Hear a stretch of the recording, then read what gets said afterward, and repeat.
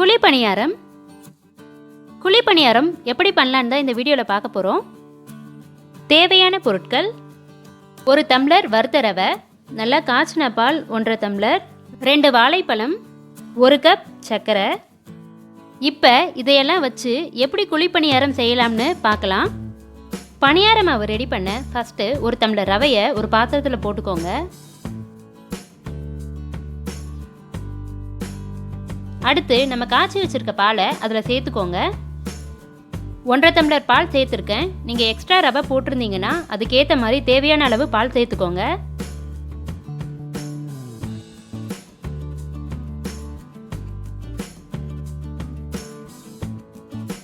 பால் சேர்த்ததும் நல்லா கலந்து விட்டுக்கோங்க.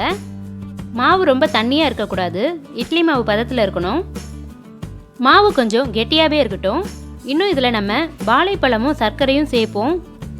ரெண்டையும் சேர்த்ததுக்கப்புறம் மாவு சரியான பதத்துக்கு வந்துடும். அரை மணி நேரம் நல்லா ஊறட்டும்.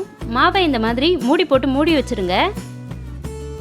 இப்போ அரை மணி நேரம் ஆகிடுச்சு. மாவு நல்லா ஊறிடுச்சு. இந்த ஸ்டேஜில் சர்க்கரையை சேர்த்துடலாம்.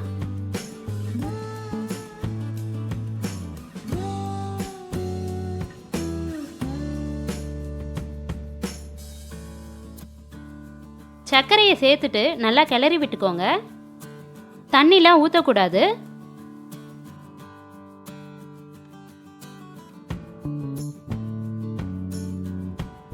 இந்த மாதிரி மாவில் சர்க்கரை நல்லா கரைஞ்சதுக்கு அப்புறம் வாழைப்பழத்தை சேர்த்துக்கலாம்.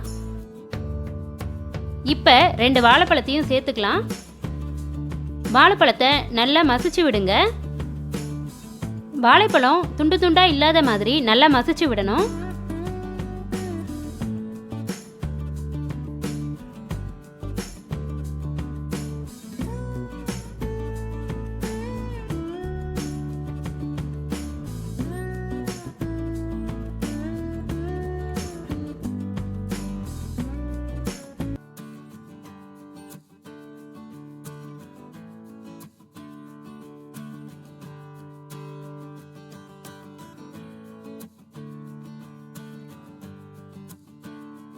இப்போ நல்லா வாழைப்பழத்தெல்லாம் மாவில் மசிச்சு விட்டாச்சு.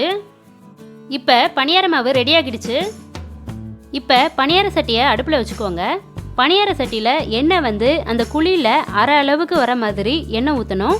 குழியில் நீங்கள் எண்ணெயை ஃபுல்லாக ஊற்றுனீங்கன்னா மாவு ஊற்றுறப்ப எண்ணெயெல்லாம் வெளியே சிந்திடும். நெருப்பு பிடிக்க கூட வாய்ப்பு இருக்குது. அதனால் பார்த்து எண்ணெயை ஊற்றிக்கோங்க. எண்ணெய் நல்லா காஞ்சதும் மாவை ஊற்றிடுங்க.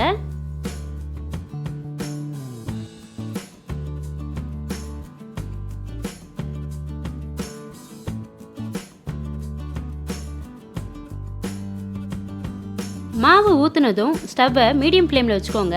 இல்லைன்னா அடி பிடிச்சிடும். பணியாரத்தை நம்ம சட்டியிலேருந்து எடுக்க முடியாது, ஒட்டிக்கும். டக்குன்னு கலர் மாறிடும், ஆனால் உள்ளே வேகாமல் இருக்கும். அதனால் மீடியம் ஃப்ளேமில் வச்சுக்கோங்க.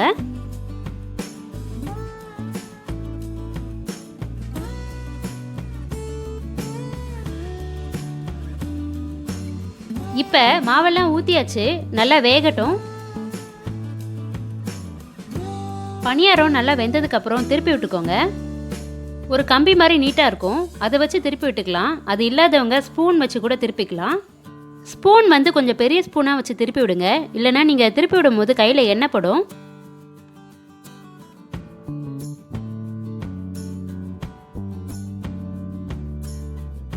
இப்போ பணியாரம் நல்லா வெந்துடுச்சு. இந்த ஸ்டேஜில் எடுத்துடலாம். எண்ணெயை நல்லா வடிச்சிட்டு எடுங்க.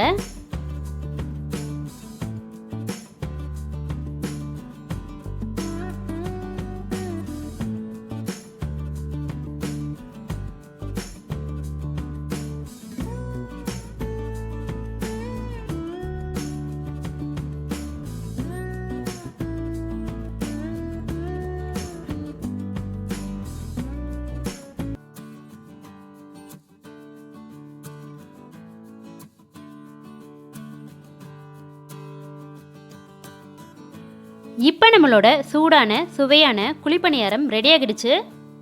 நீங்களும் உங்கள் வீட்டில் இந்த குழிப்பணியாரத்தை செஞ்சு ட்ரை பண்ணி பாருங்கள்.